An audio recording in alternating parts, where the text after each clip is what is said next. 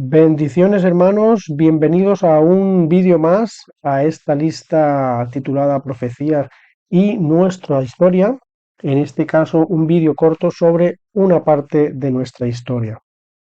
Cómo el pionero Joseph Bates y la hermana White llegaron a conocer la verdad del sábado. Joseph Bates, nacido en Rochester, Massachusetts, el 8 de julio de 1792, y muerto en Battle Creek, Michigan, 19 de marzo de 1872, fue un ministro evangélico y marino estadounidense. Era un hombre que había estado en el mar durante 50 años, que había llevado todos los cargos, desde grumete hasta comandante y capitán y dueño de embarcaciones. Es considerado uno de los pioneros y fundadores de la Iglesia Adventista del Séptimo Día, conocido por ser como uno de los primeros adventistas en guardar el sábado como el día de reposo bíblico.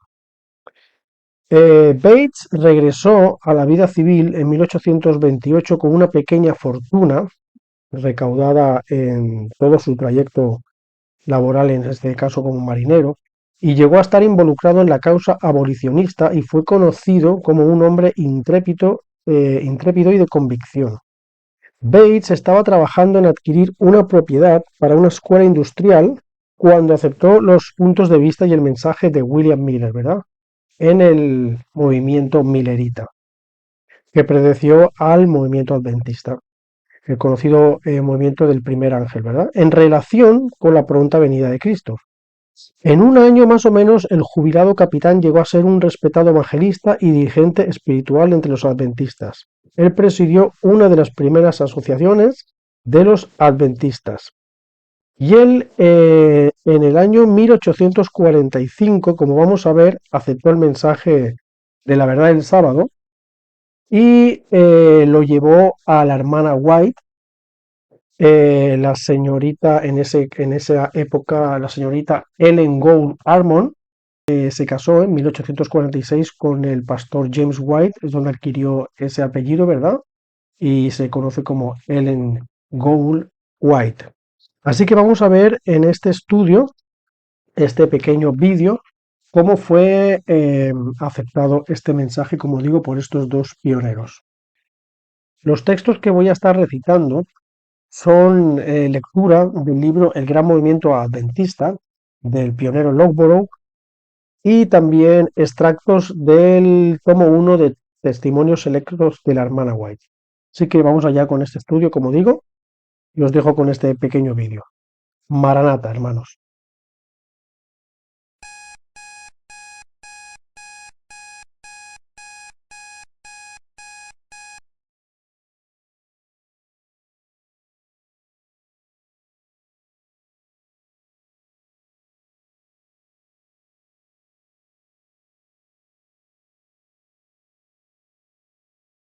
Es un hecho indisputable que el cuarto mandamiento desde hace tiempo fue cambiado del día de reposo del Señor al festival pagano del domingo. Este cambio se hizo en expresa contradicción de las Sagradas Escrituras, que en todas partes reconoce al séptimo día como el único sábado semanal del Señor. Lo realizó el gran apóstata a quien Daniel predijo que pensaría cambiar los tiempos y la ley. Este poder es esencialmente el mismo que la bestia que iba a ser adorada por todo el mundo. Y es un hecho de profundo interés que este mandamiento, que ha sido por tanto tiempo pisoteado, ahora está siendo vindicado y el pueblo de Dios está comenzando a guardarlo con los otros 9. Gracias a Dios que Él está preparando al remanente para su conflicto final con el dragón y para ser admitido por las puertas a la ciudad santa. La vindicación del cuarto mandamiento es en oposición al sábado de la apostasía, y la predicación de todos los mandamientos de Dios es un testimonio notable de que el actual es el periodo de la paciencia de los santos y de la advertencia del tercer ángel. Se ha llamado la atención en capítulos anteriores a los mensajes del primero y del segundo ángel, cumplidos en la gran proclamación del segundo advenimiento hasta el 22 de octubre de 1844. El pasaje inicial de este capítulo dice: y el tercer ángel los siguió. Es decir, siguió al primero y al segundo. Tal vez sea de interés en relación con esto llamar la atención al surgimiento del tercer mensaje.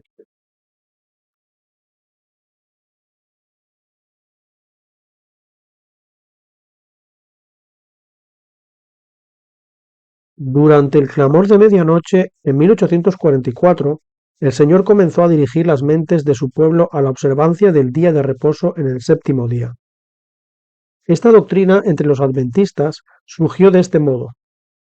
Rachel Preston, una bautista del séptimo día, se mudó a Washington, donde había una iglesia de los adventistas. Ella aceptó la doctrina del advenimiento, y esa iglesia, compuesta por unos 40 miembros, por medio de sus labores misioneras, aceptó el sábado del cuarto mandamiento. Esto condujo a investigar el tema. En el Cry del 5 de septiembre de 1844 leemos: muchas personas han visto profundamente agitadas sus mentes respecto de una supuesta obligación de observar el séptimo día. Esta declaración estaba contenida en una editorial, en el cual se hizo un débil esfuerzo para establecer las pretensiones de la observancia del domingo.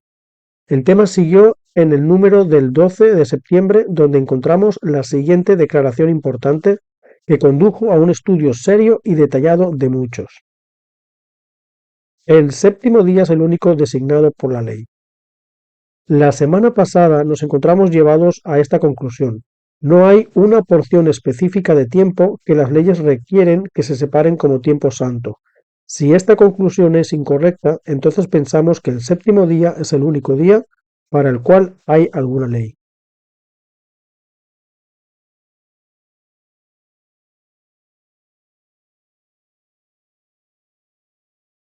La experiencia de Joseph Bates fue así.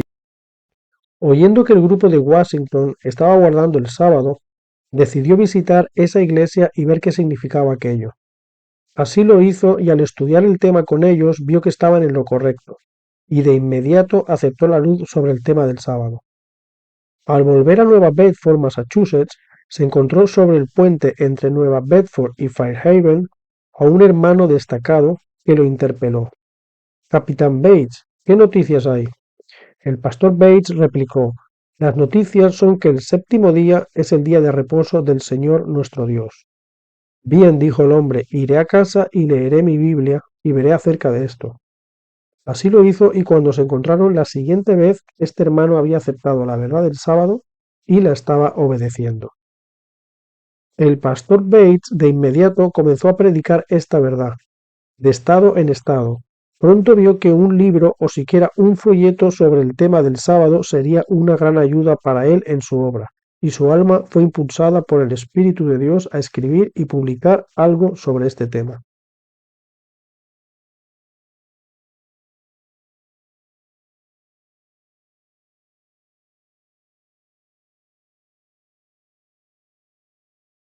Durante mi visita a Nueva Bedford, Massachusetts, en 1846, conocí al pastor Joseph Bates, que había abrazado la fe adventista desde el principio de su propagación y era un activo obrero en la causa, un verdadero caballero cristiano cortés y amable. El pastor Bates guardaba el sábado, séptimo día de la semana, y nos lo presentó insistentemente como verdadero día de descanso. Por mi parte, no le daba a esto gran importancia, y me parecía que el pastor Bates se equivocaba al dedicar más consideración al cuarto mandamiento que a los otros 9. Pero el Señor me dio una visión del santuario celestial.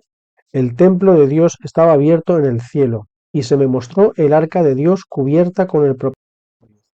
Había dos, uno a cada lado del arca, con las alas extendidas sobre el propiciatorio, y el rostro vuelto hacia él. Esto, según me dijo el ángel que me acompañaba, era una representación de cómo todas las cohortes del cielo miran con reverente temor la ley divina que fue escrita por el dedo de Jehová. Levantó Jesús la cubierta del arca y vi las tablas de piedra en que estaban escritos los 10 mandamientos. Me asombré al ver el cuarto mandamiento en el mismo medio de los 10 preceptos, con una aureola luminosa que lo circundaba. El ángel dijo: este es entre los 10 mandamientos el único que define al Dios vivo, que creó los cielos y la tierra y todas las cosas que en ellos hay. Cuando Dios asentó los cimientos de la tierra, también asentó el cimiento del sábado. Se me mostró que si se hubiese guardado el verdadero día de descanso, nunca hubiera habido incrédulos ni ateos. La observancia del sábado hubiera preservado al mundo de la idolatría. El cuarto mandamiento ha sido pisoteado, y por lo tanto estamos nosotros llamados a reparar la brecha abierta en la ley y a abogar por el profano sábado. El hombre de pecado que se exaltó sobre Dios y pensó mudar los tiempos y la ley, transfirió el descanso del séptimo al primer día de la semana. Al hacerlo así, abrió brecha en la ley de Dios. Poco antes del gran día de Dios, se ha de enviar un mensaje para exhortar a las gentes a que vuelvan a la obediencia de la ley de Dios quebrantada por el anticristo. Por el precepto y el ejemplo, hemos de llamar la atención de las gentes hacia la brecha abierta en la ley. Se me dijo que las valiosas promesas de Isaías 58, 12 al 14 se aplican a quienes trabajan por la restauración del verdadero sábado. Se me mostró también que el tercer ángel, que proclama los mandamientos de Dios y la fe de Jesús, representa a quienes reciban este mensaje y alzan la voz a fin de amonestar al mundo para que guarde los mandamientos de la ley de Dios como la niña de sus ojos, y que en respuesta de esta amonestación muchos abrazarían el sábado del Señor. Esta experiencia de la señorita Harmon y el pastor Bates estaba en armonía con el método de obrar del Señor. La atención de ambos, la señorita Harmon y el pastor White, fue llamada al tema del sábado por el pastor Bates, quien les presentó desde las Escrituras las demandas de la inmutable ley de Dios. Aunque la señorita Harmon había sido bendecida con manifestaciones especiales del Señor durante 18 meses, no se le había mostrado nada sobre este tema previamente. Ahora había llegado la hora de Dios. Según iban apareciendo creyentes para guardar su ley, según se les impartía la luz a los tales por medio del don de la profecía, y así por su providencia, el mensaje del tercer ángel, los mandamientos de Dios y el testimonio de Jesucristo fueron unidos.